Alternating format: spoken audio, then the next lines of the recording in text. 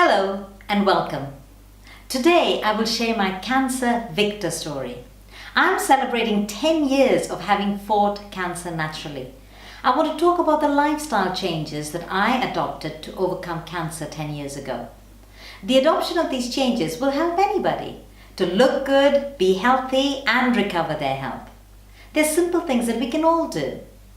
I was born and brought up in Pune, India, on a simple vegetarian diet. I went to the UK for further studies in accountancy and qualified as a management accountant. However, for more than 10 years, my interest and work has been in natural health and nutrition. In the UK, I was a lacto-ovo-vegetarian. I ate dairy and eggs. In September 1986, I found a small lump in my left breast. The histology report confirmed that this lump was a cyst.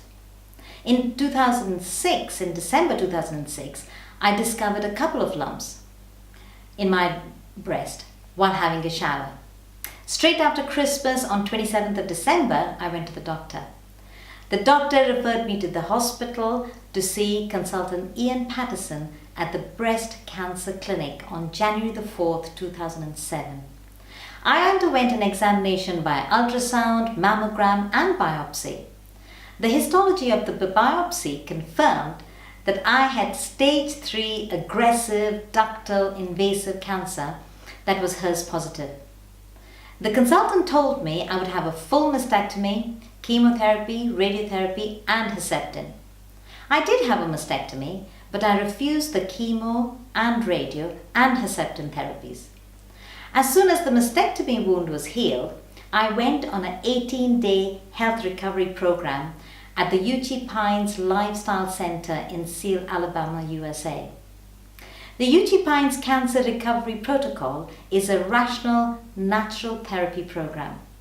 I was on a strict raw diet, dominated by green leafy salads for breakfast, for lunch and supper. Although I was allowed to add in some cooked food after the initial days of raw, I chose to remain raw because I was determined not to go for chemo. I consumed 6 cloves of steamed garlic with my salad for breakfast and lunch. I drank 4 liters of pure water, plus some herb teas like podoaco and red clover, fresh aloe vera, carrot and green juices. I exercised by walking at least 3 miles a day. For oxygen therapy, I lay in a hyperbaric chamber for an hour every day, 5 days a week. This therapy increases the oxygen saturation of the blood. The extra activation of the red and white cells stimulates the immune system. I benefited from sunlight by sunbathing for 15 to 20 minutes daily by fully exposing the area to the sun. I was to avoid any harmful practices including tea, coffee, alcoholic drinks or smoking. This was easy as I didn't have these habits anyway. Also to keep in balance what was good.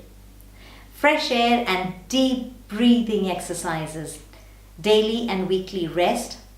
Daily rest was going to bed before 9 p.m. Weekly rest from the normal chores and stresses to spend time with God on the 7th-day Sabbath. I trust in God to be my healer, taking time to understand His health laws and to follow them in His power.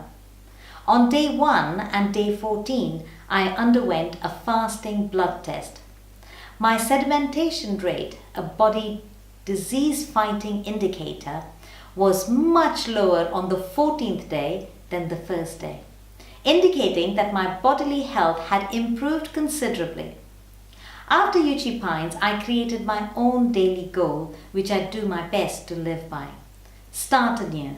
The acronym: sunshine, temperance, air, rest, trust in God, attitude, nutrition, exercise and water.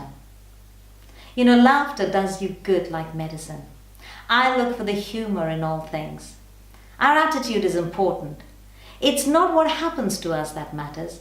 It's our response internally and action externally that will keep us healthy or make you ill. Having researched the impact of heavy metals on human health, I decided to change all my mercury amalgam fillings to composite ones. to remove ill effects caused by the leaching mercury from those amalgam fillings. I adopt challenging goals that stretch my whole being and on completion give me great satisfaction. In 2008, exactly a year after my cancer, I trekked Annapurna Mountain in Nepal to raise funds for a charity, Help International, which is health education literacy program, of which I am a trustee. In 2015, I trekked up to Everest Base Camp in Nepal with my eldest son James and his friend. I conduct seminars and counseling for people with health challenges. I've done that in the UK, in Dubai, Mauritius, Kenya and India. I chose not to have chemo and radiotherapy because from my research both treatments destroy. Chemo destroys the body's immune system, which is our body's key mechanism to fight all the infections and diseases, including cancer. Chemotherapy poisons the cancer cells and the healthy cells.